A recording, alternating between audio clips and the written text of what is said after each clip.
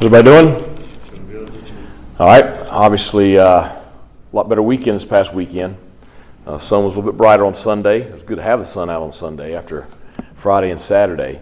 But great to be back in Dowdy-Ficklin Stadium. Just want to start. Just what a great turnout by our fans. You sit there and have 8-9 inches of rain or whatever we had Friday night and Saturday, and so. I know we had a lot of tickets out for the game. We were expecting a big crowd, but you worried with the weather. But I thought the stadium was fantastic. Fans were very loud. Students were loud. It made for a great environment. And obviously, one of the great things about playing at home is our fan base. So I just really appreciate those people that were out there in the weather and out there to support the players. And probably another thing too, just our grounds crew, Joey and his bunch. The field was beyond what you would expect, given the amount of rain that it took in 24 hours before kickoff, and really had no issues with the surface. Now, everything else was wet, but those guys put a lot of work in. Steve and his equipment staff did a great job trying to keep as dry a football as we could have on the field. So just a lot of people put a lot of work in to support the players and the program this past weekend, and turned out to be a really good weekend for our players and for everyone. So good to get in the win column, and good to get a win like that against a solid opponent, and set you up heading into conference play on a high note. So questions?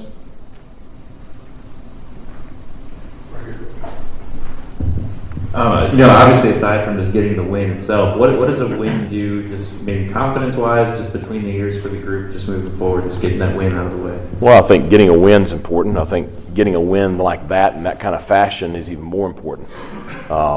We had a great week of practice last week. We talked about that. Our big emphasis was taking those practices to game day, and I thought our players did a fantastic job with that. And certainly it gives you a lot of confidence just in you're playing better each week, but it's good to see the tangible results on the scoreboard this past weekend. So, that's huge going into this week's game. Coach, execution-wise, when you looked at the tape, what went right execution-wise? What really stood out to you? Well, first, only one ball on the ground all night, which that was going to be a huge issue. We talked about it Friday and Saturday. Just we had to do a great job of taking care of the football, and really the one on the ground, I really don't think it had anything to do with the wet conditions. I think it was just poor ball security by the one receiver, but I thought we did a great job taking care of the football. We did a great job decision-wise, primarily at the quarterback position. I thought our offensive line executed a much higher level than what we'd had the previous couple of games. I just thought there was lots of positives when it comes to execution on Saturday.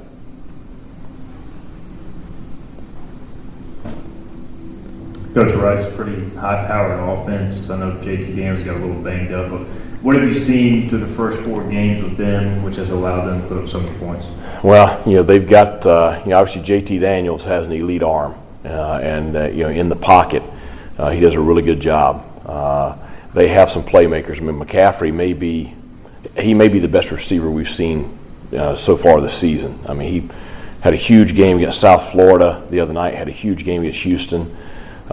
He had almost 200 yards receiving Saturday night, so he's pretty elite.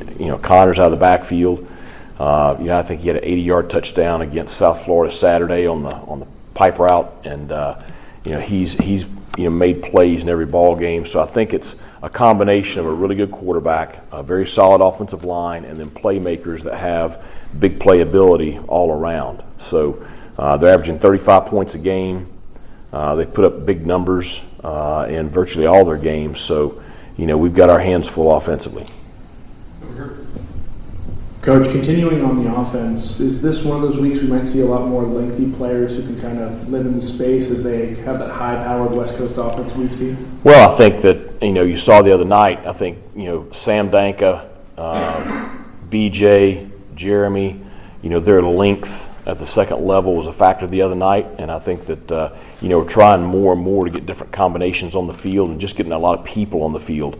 So definitely that helps, and you'll see those guys on the field this week.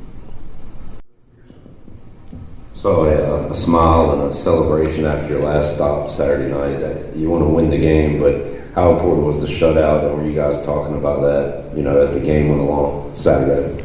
Well, sure, you want to get a game like that, but we didn't talk about it a ton during the game. The thing I liked was that as we put some of the younger guys in, we had a lot of Pirates play their first college snaps Saturday night. I was very pleased that they went in there and it didn't get sloppy. Both sides of the ball. Raheem went in there and executed with some backups, and the ball wasn't on the ground. There weren't false starts. It didn't get real sloppy offensively. Our defensive kids went in there, and you had Jamar Young, Josh Benton, first college tackles, but they were in the right places, and we didn't give up a big play and stuff like that. So it was good to get the shutout with playing a lot of people and not having a big drop off. Coach, how much do you emphasize the fact that the American play starts this week, that you're chasing a championship, that 1-3 is in the rearview mirror, and that the chase for that championship starts this week? Well, the kids, we talked about it right after the game in the locker room, that conference play starts this week, but, it doesn't change kind of our weekly mentality. The focus is just, go 1-0 this week. That's it. There's really nothing else. And even beyond that, it's, have a great day today. Have a great Tuesday. You can't have a great week if you don't start off with a great day on Tuesday. And obviously with, all the stuff we do on Tuesday, it's a pretty high contact day. Having a solid day today is going to be key to playing well on Saturday. Sounded like y'all added some more competition periods last week between the first units. Is that something you want to continue going forward? It seems to work pretty well. Well, where we can, and you do have, again, similar kind of styles from Rice as to what we play. So, we'll be able to incorporate some of those in this week. And the other thing we did is we worked them in at the end of practice last week, which usually we do them earlier in practice. But, we just felt like, and we kind of emphasized to our players that, against Marshall and App, we had chances to win the ball game in the fourth quarter, and we didn't finish the way we wanted to. And so it's, really focusing on trying to finish and focus, when we're tired, when it's late in the practice, and that, hopefully, kind of translating that mentality to, focusing and finishing there in the fourth quarter. So I thought the players responded to some of our changes last week with a lot of energy and enthusiasm, and they felt good about it. So we'll continue to look at ways to mix things up and still achieve our goals. Coach, to go on the conference, a lot of new teams this year. We face some new teams and new environments in the non-conference. How does that help you as you go into facing a bunch of newer teams to the conference? Well, I think it's just, this is the new American, and you're facing a new member in the opener. And, I think that East Carolina fans know Rice, from the Conference USA days, and so they know what we're up against. I've known Coach Bloomgren for 20-some years since he first got into coaching, and I was a young high school coach. So I know him very well, know what he's about. So there is some familiarity, even though it's a new team.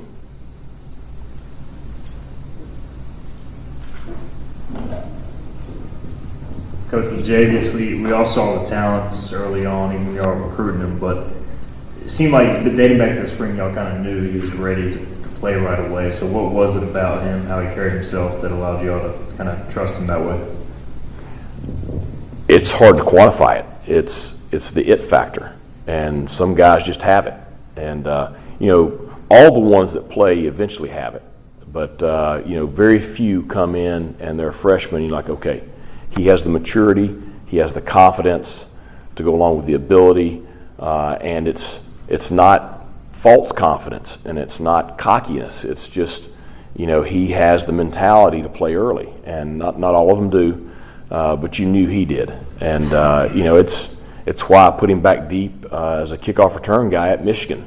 I was a little uneasy about that, but I have confidence in him, and I think the more experience he gets, the more he looks like he belongs. Those two tackles on kickoff were very impressive plays. The defensive coaches would love to get a hold of him, but the touchdown run, first college touchdown, and that was a pretty special play. I mean, there's two unblocked defenders out there that he made miss, right before the goal line. So I just think he's got a combination of ability and some intangibles with just being a guy that's ready to play. Anything else for Coach? All right, thanks a lot.